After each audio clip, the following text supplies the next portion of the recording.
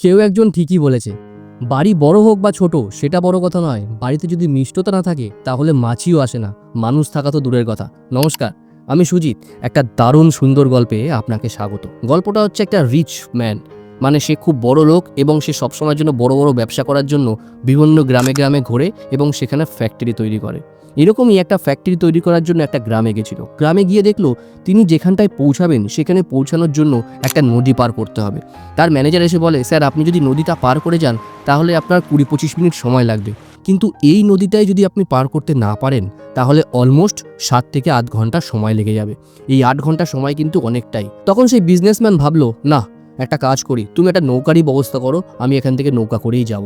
বললো আচ্ছা স্যার ঠিক আছে। বেশ কিছুক্ষণ ওয়েট করার পর দেখলো একটা বোটম্যান ওখানে বসে রয়েছে।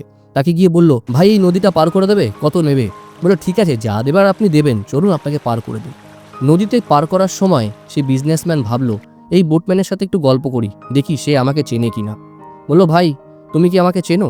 বললো না বাবু, আমি আপনাকে কি করে চিনবো? বলে তুমি জানো না কালকে পেপারে আমার নাম বেরিয়েছিল? বলে ও না, পেপার টেপার তো আমি পড়তে পারি না, আমি তো পড়ালেখাই জানি না। এইটা শুনে সেই বিজনেসম্যান বলল, কি বলো তুমি তুমি পড়তে পারো না? কি করলে জীবনে? কিছুই তো করলে না। বললো আমি আর কি করব, আমি তো সারাদিন শুধু এই সকাল বিকাল এইখান থেকে মানুষ পারাপার করি, আর তো কোনো কাজ করি না। বলে এর বাইরে, গ্রামের বাইরে? বলে না, গ্রামের বাইরে আমি কোনোদিন যাইনি। বলে আর তো তুমি তো গাড়ি ঘোড়া কিছুই জানো না, কিছুই চেনো না। বলে ওই সমস্ত চিনে কি হবে? বলে তা তো তোমার জীবনটাই বৃথা, তুমি তাহলে আর কি করলে লাইফে? বলে আমি আর কি করব। বলছে আচ্ছা আমি এখানে জানো তো কি করতে এসেছি, আমি এখানে একটা ফ্যাক্টরি করব। বলে সেটা আবার কি? বলে তুমি ফ্যাক্টরি বোঝো না? আরে যেখানে প্রচুর মানুষ কাজ করে, তোমাদের গ্রাম থেকে কত শিক্ষিত মানুষকে আমি নেবো ইচ্ছা আছে। বলে ওই সমস্ত বুঝে আমি কি করব? বলে আরে তুমি ফ্যাক্টরি বোঝো না, তুমি গাড়ি ঘোড়া চেনো না, আর তুমি পেপার পড়তে পারো না, পড়ালেখা জানো না, তোমার জীবনে বেঁচে থাকার কোনো মানে আমি দেখতে পাচ্ছি না। নদীতেই কথা বলতে বলতে বেশ কিছুটা এগিয়ে গেছে সেই দুজনে, এবং এগিয়ে যাওয়ার সময় হঠাৎ করে নদীতে জোয়ার চলে এসেছে। এই জোয়ারের সময় মাঝি একটু খামখেয়ালির বসে হঠাৎ করে নৌকাটা টলমল শুরু করেছে। এবার সেই বোটম্যান বলছি বাবু আপনি এখানে সাঁতার পারেন তো? নৌকা মনে হচ্ছে এক্ষুনি ডুবে যাবে, আমাদের কিন্তু সাঁতরে পার হতে হবে। সেই বিজনেসম্যান বলল, কি বলছোটা কি? না না না না, আমি সাঁতার পারি না। এবার মাঝি এইটা শুনে জোরে জোরে হাসা শুরু করেছে। বলছে আপনি কি বলছেন? আপনি সাঁতার পারেন না? এটা সামান্য জিনিস, আপনার তো সারা জীবনটাই বৃথা। আপনি চিন্তা করবেন না বাবু, আমি সাঁতার পারি এবং আমি নিজের সাথে সাথে আমার অন্য লোককেও আমি বাঁচাতে পারি, এটা আমি ভালো পারি, আপনাকে কোনো চিন্তা করতে হবে না। কিছুক্ষণের মধ্যেই হঠাৎ করে জোয়ারের ঝাপটায় বোটটা উল্টে গেল এবং দুজনেই জলের ভিতরে পড়ে গেল। পড়ে যাওয়ার সময় মাঝি অনেক কষ্ট করে সেই বিজনেসম্যানকে বাঁচিয়ে পাড়ে নিয়ে আসলো। সেই বিজনেসম্যান বলল, তুমি একটা কাজ করো, তুমি এখানে বসো, আমার ম্যানেজারকে আমি ডাকছি, কত টাকা লাগবে বলো, আমি তোমাকে সমস্ত টাকা দেব আমার জীবন বাঁচানোর জন্য। বলো আমার জীবন আপনাকে বাঁচাতে হবে না, আপনি অনুগ্রহ করে নেক্সট টাইম যখন কোনো গরিব মানুষ দেখবেন তাকে আপনি সম্মানের সাথে কথা বলবেন, তাহলেই হবে। আমরা গরিব হতে পারি কিন্তু আমাদেরও কিন্তু একটা ন্যূনতম সম্মান আছে। সেই বিজনেসম্যান সেই মাঝির কথা বুঝতে পারে এবং তার সাথে এটাও বুঝতে পারে যে কত বড় ভুল সে করেছে। বন্ধুরা গল্পটা কিন্তু ভীষণ ছোট এবং ভীষণ ইন্টারেস্টিং।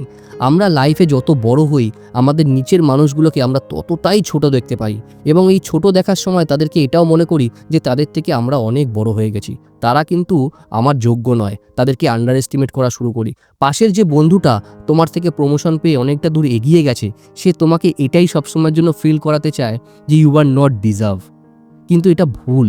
সে তার কাছে বেস্ট। একটা কথা মাথায় রেখো, একটা ব্লেড দিয়ে যেমন কখনো গাছ কাটা যায় না, একটা কুড়োল দিয়ে কিন্তু কখনো চুল কাটা যায় না। সুতরাং সবাইকে সম্মানের চোখে দেখো। তুমি যদি সবাইকে সম্মান করো তুমিও সম্মান পাবে, তুমি যদি কাউকে অপমান করো অপমানের জবাব কিন্তু তোমাকে অবশ্যই পেতে হবে। কারণ ভগবদ্গীতায় শ্রীকৃষ্ণ সব সময়ের জন্য বলেছে যে কর্মফল সব সময়ের জন্য তুমি পাবেই। ভালো কর্ম করলে যেমন ভালো ফল পাবে, ঠিক তেমন খারাপ কর্ম করলেও খারাপ ফল তোমার জন্য অপেক্ষা করছে। সুতরাং পৃথিবীতে তোমার বলতে কিচ্ছু নেই। একটা কথায় সব সময়ের জন্য মাথায় রেখো যে পৃথিবীতে তোমার নিজের যে দেওয়া নাম সেটাও তোমার নয়।